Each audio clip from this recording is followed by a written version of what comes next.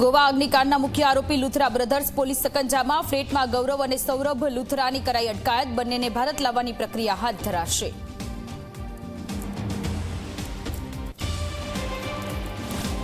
રાજકોટના જસદણમાં દુષ્કર્મ આરોપીનું એન્કાઉન્ટર. પોલીસથી ભાગવા માટે ધારિયા સાથે કર્યો હતો હુમલો. પોલીસે સ્વ બચાવમાં આરોપીના બંને પગમાં મારી ગોળી. ઘટનામાં એક પોલીસકર્મી પણ ઘાયલ. હાલ બંને સારવાર હેઠળ. સુરતમાં વાલીઓ માટે લાલબત્તી સમાન કિસ્સો. હજીરામાં પાણીની ટાંકીમાં પડતા 3 વર્ષીય બાળકનું મોત. રમતા રમતા બાળક અંડરગ્રાઉન્ડ પાણીની ટાંકીમાં પડ્યું હતું. કમનસીબે નિપજ્યું મોત.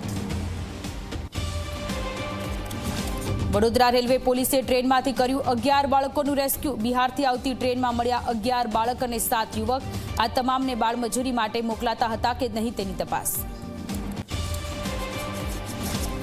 નવસારી પોલીસનું ઇન્સ્ટાગ્રામ પેજ થયું હેક. સાયબર ઠગોએ પોલીસના ઇન્સ્ટા પેજને હેક કરી મૂકી જાહેરાત. પોલીસે તાત્કાલિક પાસવર્ડ બદલીને મેળવ્યો કંટ્રોલ.